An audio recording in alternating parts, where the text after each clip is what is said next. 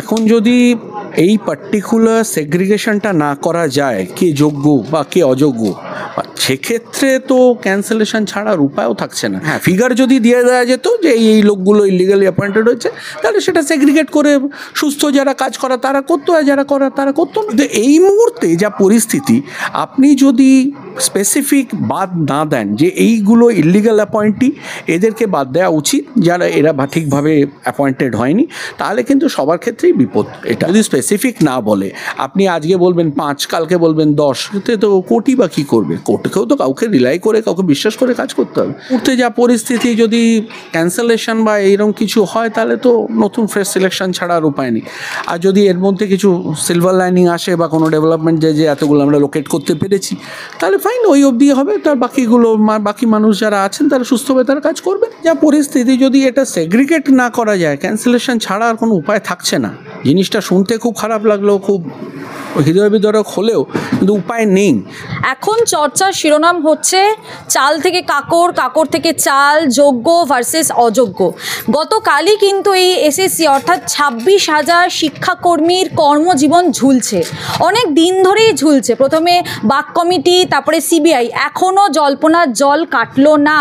শুনানি এখনও স্পষ্ট নয়, এখনও রায় শুনানি ঠিকঠাক হলো না, বলা বাহুল্য হলোই না।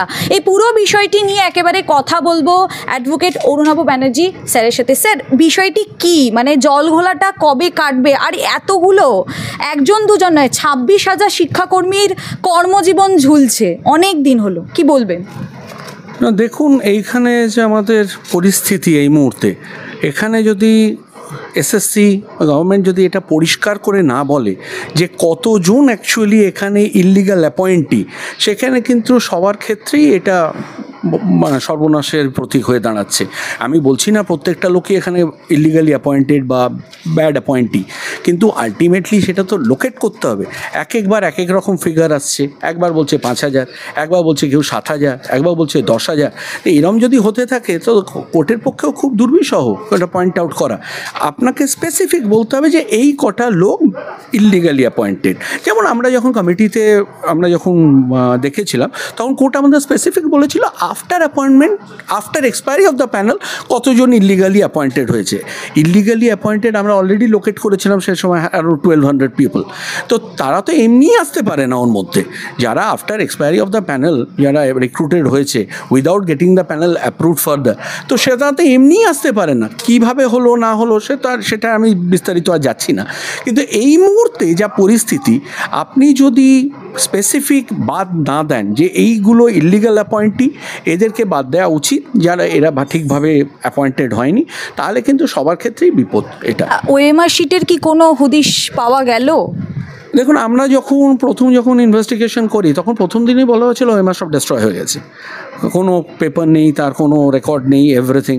কারণ আমাদের কাছে কোনো ওএমআর প্লেসডও হয়নি, মানে নায়সা বা এনডি যারা এরা যে দেখিয়েছিল, তারপরে দেখা যাচ্ছে ওদের কাছে পরে যখন আবার সিবিআই দেখা গেল, তখন আবার এটা বেরোলো। এবার কতটা সত্যি কতটা মিথ্যে আমার কাছে কোনো ইয়ে ছিল না সেদিনও। কেননা ওরা আমরা যখন ওদের ডেকে পাঠাই, ওরা প্রত্যেক দিনই বলেছে যে আমরা ওই সমস্ত পেপারস আমরা ডিস্ট্রয় করে দিয়েছি, 6 মাস পরে সিলেকশনে এভরিথিং ওয়াজ ডিস্ট্রয়েড। এই হচ্ছে ওদের ভিউ ছিল। এবার যদি আলটিমেটলি লোকটা কোনো পরীক্ষাই না দেয়, তা তো ওএমআর এমনিও থাকবে না। তো পরীক্ষা যদি না দেয় বা সাদা কপি যদি জমা দেয়, তো এমনিই দেখা যাবে তারা সাদা কপি দিয়ে তার পরীক্ষা বা সে সিলেক্টিভ, তো সে তো এমনিই দেখাতে পারবে না। তার সিলেকশনটা তাহলে কী বেসিসে হলো, what prompted for the selection of the person, এটা তো আমরা বলতেই পারি সবার ক্ষেত্রে। তো সেই জন্যই হয়তো এটা প্লেস করা যাচ্ছেন। বাক কমিটি, তারপরে সিবিআই, তারপরেও জল্পনার জল কাটছে না, পিছু ছাড়ছে না। চাল থেকে কাকর, যোগ্য থেকে অযোগ্য, এই যে বিষয়গুলো এখনও অবধি ক্লিয়ার নয় কেন? তাহলে আর কবে হবে? এখন যদি এই পার্টিকুলার সেগ্রিগেশনটা না করা যায় কে যোগ্য বা কে অযোগ্য, সেক্ষেত্রে তো ক্যান্সেলেশন ছাড়ার উপায়ও থাকছে না। আমি বলছি না এতদিন বাদে ক্যান্সেলেশনটা খুব সুস্থ জিনিস, হয়তো অনেকের ক্ষেত্রে এটা বিপজ্জনক, কারণ প্রত্যেকটা লোকই তো ইলিগাল অ্যাপয়েন্টি নয়। প্রত্যেকটা 26,000 লোকই ইলিগাল, কিন্তু করার উপায়টা কী? কিন্তু মানে যদি আলটিমেটলি হ্যাঁ ফিগার যদি দিয়ে দেওয়া যেত যে এই লোকগুলো ইলিগালি অ্যাপয়েন্টেড হয়েছে, তাহলে সেটা সেগ্রিগেট করে সুস্থ যারা কাজ করা তারা করতো, আর যারা করার তারা করতো না, এই অবধি। তাহলে সেই জায়গায় নতুন রিক্রুটমেন্ট হতো, বা যারা মানে আগামী প্যানেলে যারা ওয়েটিংয়ে সুস্থ আছে তারা অ্যাপয়েন্টেড পেত। সেটা তো করা যাচ্ছে না, দিস ইজ দ্য রিজন। কেউ যদি স্পেসিফিক না বলে, আপনি আজকে বলবেন 5, কালকে বলবেন 10, তো কোটি বা কী করবে? কোর্টকেও তো কাউকে রিলাই করে, কাউকে বিশ্বাস করে কাজ করতে হবে। পঙ্কজ বানসালের যেটা দিয়েছে সেটা 100% খাঁটি কেন বলা যাচ্ছে না? কেন মনে হচ্ছে ওর মধ্যে একটুখানি জল, মানে দুধের মধ্যে জল মেশানো হয়েছে? কেননা প্রথম দিন থেকেই তো সে বলছে তার কাছে কিছু এক্সিস্টিং নেই।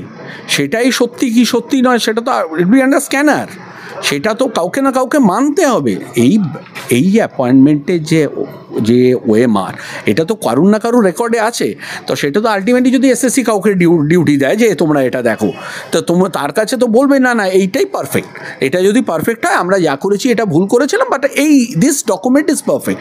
এই ডকুমেন্টে যদি পারফেকশন আসে তাহলে ওটাকে বেস করে করা যেতে পারে, কিন্তু সেটা তো কাউকে বলতে হবে, সে তো তাতে স্ট্যান্ড নিতে হবে যে এটা কারেক্ট। সেটাও তো আলটিমেটলি দুঃখের সঙ্গে বলতে হচ্ছে কেউ সেটা স্ট্যান্ড করছে না। সেই জন্যে আজকে আমাদের এই পরিস্থিতি আসছে।